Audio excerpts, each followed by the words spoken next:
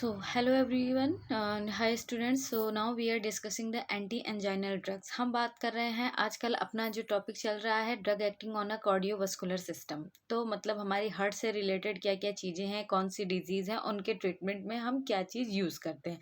तो आज हम एंजाइना के ट्रीटमेंट में यूज़ होने वाली डिजीज़ के बारे में पढ़ेंगे और उनको जानते हैं। तो आइए स्टार्ट करते हैं अपना टॉपिक एंटी एंजाइनल ड्रग्स। तो सबसे पहले एंटी एंजाइनल ड्रग्स जानने से पहले हम ये जाने कि हमारा एंजाइना क्या होता है, एंजाइना की डिजीज़ में क्या क्या चीज़ें होती हैं। तो देखते हैं, एंजाइना का पूरा नाम होता है, मतलब फुल फॉर्म होता है एंजाइना के डिजीज़ का angina pectoris. Chest pain due to a imbalance between the oxygen requirement of the heart and oxygen supplied it by a coronary vessels. अब आपको पता है कि हमारा जो हार्ट है वो बॉडी में पूरी बॉडी को एक एनर्जी प्रोवाइड करता है, मतलब कि ब्लड को पंप करता है, हमारा ऑक्सीजनेटेड ब्लड को पूरे बॉडी में कैरी फॉरवर्ड करता है और डीऑक्सीजनेटेड ब्लड को फिर से मतलब क्या कहते हैं, रिवर्स कर देता है। तो अब एंजाइना के केस में क्या होता है कि चेस्ट में एक सीवियर पेन अराइज हो जाता है। और वो क्यों अराइज होता है कि जब हमारी बॉडी में ऑक्सीजन की जो जो डिमांड होती है उसके कंपैरेटिवली हमारी बॉडी मतलब हमारा जो ब्लड है वो ऑक्सीजन सप्लाई नहीं कर पा रहा होता है। उस केस में हमारी बॉडी में सीवियर चेस्ट पेन की कंडीशन जो है वो अराइज हो जाती है। रिक्वायरमेंट ऑफ द हार्ट, यानी हार्ट को हमारे ऑक्सीजनेटेड ब्लड की रिक्वायरमेंट होती है जो कि हमारी डिमांड फुलफिल नहीं हो पाती। इस कारण से हमें चेस्ट में एक सीवियर पेन अराइज होने लगता है। इस डिजीज को बोलते हैं एंजाइना।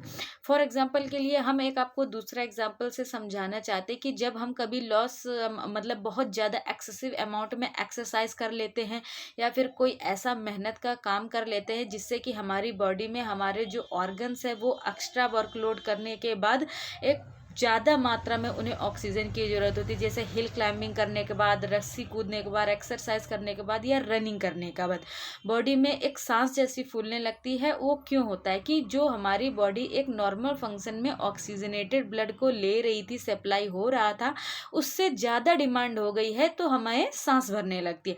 अब उस डिमांड को जब फुलफिल नहीं कर पाते हैं तो उस केस में हमें चेस्ट अराइज होता है, चेस्ट में पेन अराइज होता है। लेकिन ये तो एक नॉर्मल बॉडी की कंडीशन पे डिपेंड होता है जब हमें कोई प्रॉब्लम नहीं है।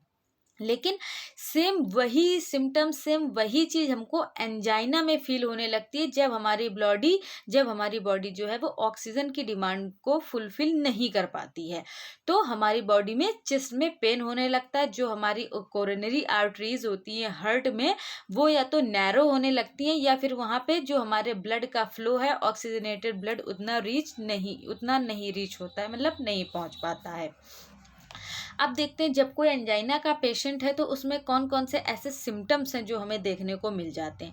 पेन, मतलब सडन पेन हो सकता है, बहुत सीवियर पेन होता है हमारे लेफ्ट साइड में, हमारे हार्ट में प्रेशर जो है वो बढ़ जाता है, फुलनेस हो जाता है और स्क्वीजिंग, एक इतना इतना जोर का पेन होता है चेस्ट में, इतना तेज से कि जैसे कोई स्क्वीज कर रहा हो या हाथ से कोई प्रेशर दे रहा हो और हमारे हार्ट में वो दबाव, वो खिंचाव हम महसूस कर सकते हैं in a center of a chest, मतलब middle of the center, and basically ये लेफ्ट साइड पे ही होता है।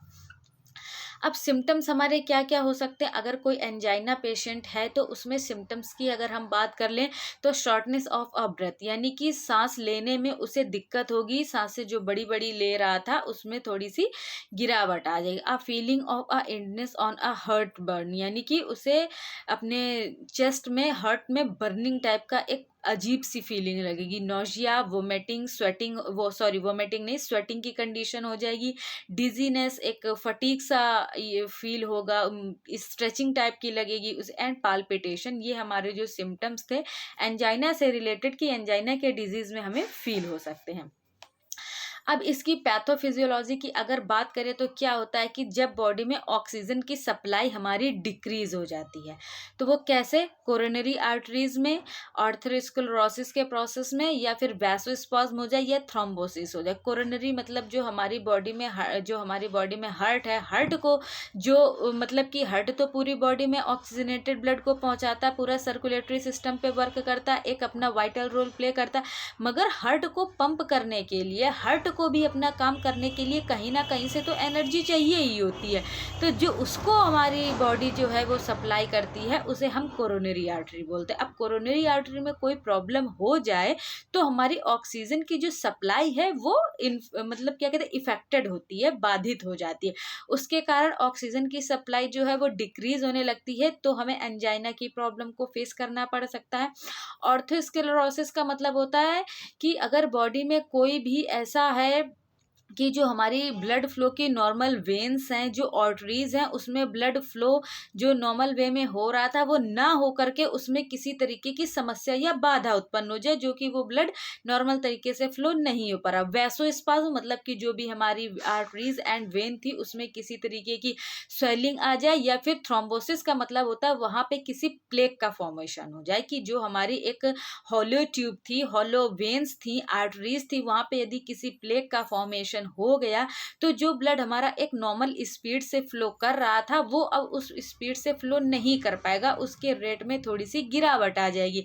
अब जब हमारा ब्लड ही नॉर्मल वे में नहीं फ्लो कर पा रहा है तो हमारी बॉडी को, हमारे हार्ट को ऑक्सीजन भी सफिशिएंट मात्रा में नहीं मिलेगी और हमें एंजाइना के अटैक को फेस करना पड़ जाता है। या फिर दूसरा रीजन ये हो सकता है कि हमारी ऑक्सीजन की डिमांड बढ़ जाती है। जब ऑक्सीजन की डिमांड क्यों बढ़ेगी?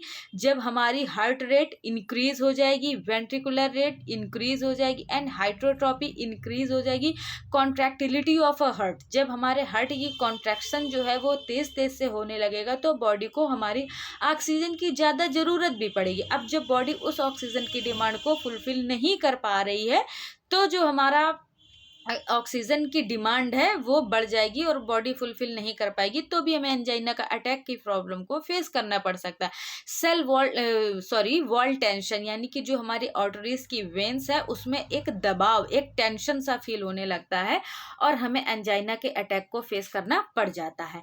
अब ट्रीटमेंट हम कैसे कर सकते हैं? ऑब्वियस सी बात है कि जो एंजाइना के पेन को अराइजेज होने वाली चीजें हैं अगर हम उन्हीं को सुधार दें, सही कर दें, यानी कि जैसे कि ये हमारे सिम्टम्स में हमने देखा कि हमारी ऑक्सीजन की जो कैपेसिटी थी, ऑक्सीजन कैरिंग कैपेसिटी वो डिक्रीज हो रही थी, तो अब हम क्या करेंगे कि ऑक्सीजन कैरिंग कैपेसिटी को बढ़ा देंगे। जो हमारी बॉडी डिमांड कर रही है तो हम उसे रिक्वायर्ड अमाउंट में फुलफिल कर पाए, तो हमारी जो वैसोस्पाज्म हो गई थी उसमें रिलीफ हो सकता है। और जो हमारा अगर थ्रोम्बोलाइटिक यानी कि जो हमारा प्लेक फॉर्मेशन हो गया था या थ्रोम्बो कहीं पे बन गया था तो उसको हम ब्रेक डाउन कर देंगे और वहां से रिमूव आउट करेंगे, तो उस प्लेक की वजह से जो हमारा ब्लड नॉर्मल वे में फ्लो नहीं हो पा रहा था वो अब फ्लो होने लगेगा और हमें एंजाइना के ट्रीटमेंट हो जाएगा, उससे हमें रिलीफ मिल सकती है। एंड प्रिवेंट द थ्रोम्बी, और कोई ऐसा प्रोसेस जिसके जरिए वहां पे थ्रोम्बोसिस हो रहा था, प्लेक का फॉर्मेशन हो रहा था, उस जरिए को ही हम हटा दें, उस जरिए को खत्म कर दें, तो भी हमारा जो है यानी कि एंटी प्लेटलेट्स दे करके, क्योंकि एंटी प्लेटलेट्स से एंटी कोगुलेंट्स वो ड्रग्स होती हैं जो हमारे प्लेक के फॉर्मेशन को बनने से रोकती हैं, और यदि बना हुआ है तो उसे छोटे छोटे टुकड़ों में कन्वर्ट करके ब्लड में डिसॉल्व करके ब्लड के फ्लो के साथ बॉडी में नॉर्मल जो है वो सर्कुलेटरी सिस्टम में फ्लो करने लगता है। तो अब ये थे ऑक्सीजन की सप्लाई को बढ़ा दे सकते हैं इन चीज़ों के जरिए और हमें एंजाइना में जो है वो रिलीफ मिल सकता है। दूसरा हो सकता है कि ऑक्सीजन की जो डिमांड जो ज़्यादा बढ़ गई थी उस ऑक्सीजन की डिमांड को हम कम कर दें, ताकि हमारी बॉडी में ऑक्सीजन का लेवल जो है वो मेंटेन हो सके, एक बैलेंस वे में चल सके। तो हम उसके लिए क्या कर सकते हैं? By decreasing the workload on a heart, जो हमारे हार्ट पे वर्कलोड बढ़ गया था, जो उसे जल्दी जल्दी पंप करना पड़ रहा था, जो हमारी किसी भी रीजन से, ऐसा रीजन जिसमें ऑक्सीजन की डिमांड को बढ़ रही थी, हमारे हार्ट पे प्रेशर पड़ रहा था, वर्कलोड पड़ रहा था, उस जरिए को ही खत्म कर दें, उस चीज को ही खत्म कर दें, ताकि जो हमारे हार्ट का वर्कलोड है वो थोड़ा सा कम हो सके। इसके बाद प्रीलोड मतलब नाइट्रेट्स की कैटेगरी की जो ड्रग्स आती हैं उनको यूज़ करके हम अपने एंजाइना को ट्रीट कर सकते हैं। आफ्टर लोड चैनल्स यानी कि calcium channel blockers, potassium channel openers, इन सब चीज़ों को लेकर के हम अपनी ड्रग दे करके हार्ट को ट्रीट कर सकते हैं। HR मतलब हार्ट रेट और कॉन्ट्रैक्टिलिटी, जो हमारी हार्ट की है वो अगर ज़्यादा हो रही थी, फास्ट हो रही थी, जल्दी हो रही थी, तो हम उसको भी बैलेंस करके अपने एंजाइना को ट्रीटमेंट कर सकते हैं। अब आता है इसके क्लासिफिकेशन के बारे में कि एंटी एंजाइनल ड्रग्स कितने तरीके की होती हैं, हमने उसको किस किस तरीके से क्लासीफाई किया है। तो हमारे ऑर्गेनिक नाइट्रेट्स कैटेगरी की ड्रग्स होती हैं, बीटा ब्लॉकर्स होते हैं, कैल्शियम चैनल ब्लॉकर्स होते हैं एंड पोटेशियम चैनल ओपनर्स होते हैं, और इसके बाद अदर ड्रग्स भी कुछ होती हैं जिसे हम फर्दर आगे के क्लासिफिकेशन में ड्रग वाइज देखते हैं कि क्या क्या है। For the treatment of the acute angina, जब अगर कोई एक्यूट एंजाइना है तो उसके ट्रीटमेंट के लिए हम नाइट्रोग्लिसरीन, आइसोसोर्बाइड डाइनाइट्रेट ये ड्रग्स यूज़ करते हैं। एंड क्रोनिक के लिए जो हम नाइट्रेट्स कैटेगरी की ड्रग्स यूज़ करते हैं उसमें isosorbide dinitrate, nitroglycerin, isosorbide mononitrate, ये सब हमारी जो ड्रग्स हैं वो हम अपना एंजाइना को ट्रीटमेंट करने के लिए यूज़ करते हैं। इसके अलावा beta blockers and calcium channel blockers में हमारी जो ड्रग्स आती हैं वेरापेमिल, डाइजेल्टेम और हमारी एम्लोडिपिन, ये ड्रग्स आती हैं। एंड पोटेशियम चैनल ओपनर में जो हमारी एक वाइटल ड्रग एज हम ड्रग को यूज़ करते हैं वो है हमारी निकोरेंडिल एंड पेनिसिडिल। मिसलेनियस मतलब इन ड्रग्स के अलावा भी कुछ जो हम अदर ड्रग्स उसमें यूज़ करते हैं वो हमारी डाइपेरामिडाडोल आती है। और अब हम वन बाय वन क्लासिफिकेशन देखेंगे कि अगर हम अपनी नाइट्रेट्स की कैटेगरी की ड्रग्स को दे रहे हैं तो वो हमारी बॉडी में जा करके कैसा इफेक्ट दे रही है। तो यानी कि जब हम नाइट्रेट्स की कैटेगरी की ड्रग्स को दे रहे हैं तो डेनिट्रेट इन आ स्मूथ मसल्स, ये डेनिट्रेट करेगी हमारी स्मूथ मसल्स में और रिलीज करेगी नाइट्रस ऑक्साइड को। फिर इसके बाद ये ग्वानिल साइक्लेज में जाएगी, एससीजी जो हमारा सीजीएमपी पाथवे को है उसे इंक्रीज करेगी। एंड डिफॉस्फोराइलेशन करने के बाद जो हमारी वेस्कुलर स्मूथ मसल्स हैं उनमें रिलैक्सेशन हो जाएगा, वो रेस्टिंग की कंडीशन में आ जाएंगी। कहीं ना कहीं जो उनका वर्कलोड है वो थोड़ा थोड़ा सा कम होने लगेगा। और जो हमारी वेसल्स हैं, ब्लड वेसल्स हैं, वो डायलेट हो जाएंगी, जो हमारी आर्टरीज हैं वो डायलेट हो जाएंगी और हमारी बॉडी को जो रिलीफ है वो मिलने लगेगा। Dilation and the coronary vessels, यानी कि जो हमारी कोरोनरी वेसल्स कॉन्स्ट्रिक्ट हो गई थी जिसमें, और वो हमारे डायलोट हो जाएंगी। डायलेट होने के बाद हमारा ब्लड फ्लो जो है वो नॉर्मल वे में चलने लगेगा और हमें एंजाइना के बीमारी से रिलीफ मिल जाएगा। अब हम फार्माकोलॉजिकल एक्शन देखते हैं कि क्या हो सकता है। यानी कि अगर हम वेनोडाइलेशन में देखें तो pooling of a blood and जो हमारा वेनस रिटर्न है वो डिक्रीज हो जाएगा। अब जब वेनस रिटर्न डिक्रीज हो जाएगा तो प्रीलोड भी कम हो जाएगा। जो कार्डियक वर्क है, मतलब जो हार्ट को काम करने के लिए ज़्यादा मेहनत करनी पड़ रही थी, ज़्यादा दबाव पड़ रहा था, वो भी कम हो जाएगा। अब जब वो कम हो जाएगा तो ऑक्सीजन की रिक्वायरमेंट खुद ब खुद हमारी बॉडी में डिक्रीज हो जाएगी और हमारा जो है एंजाइना से हमें रिलीफ मिल जाएगा। इसके बाद आर्टीरियल डायलेशन, जो हमारी आर्टरीज हैं उसमें डायलेशन हो जाएगा और जो वर्कलोड है वो कम हो जाएगा। और वर्कलोड जैसे ही कम होगा ऑब्वियस सी बात है ऑक्सीजन की रिक्वायरमेंट भी बॉडी में कम हो जाएगी और हमारी जो एंजाइनल ड्रग है यानी कोरोनरी आर्टरीज है उसमें रिलैक्सेशन का प्रोसेस हो जाएगा, ऑक्सीजन की डिमांड घट जाएगी और जैसे ही ऑक्सीजन की डिमांड घट जाएगी तो हमें एंजाइना के पेन से भी आराम मिल जाएगा। इसके बाद है dilation of the large coronary vessels and कोलेटरल्स।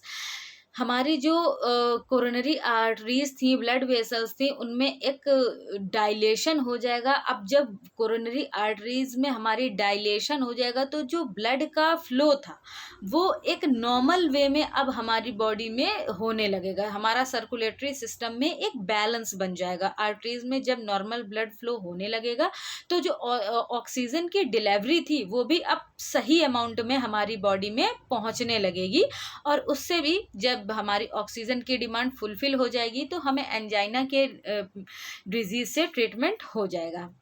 अब फार्माकोकाइनेटिक्स में देखते हैं कि क्या होता है, यानी कि अपने एडीएमई प्रोसेस में ये ड्रग्स जो है नाइट्रेट्स की कैटेगरी की वो कैसे वर्क करेंगे।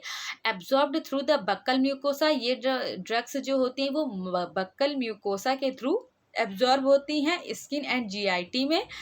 All aspect of the isosorbide dinitrate undergoes extensive the first pass metabolism।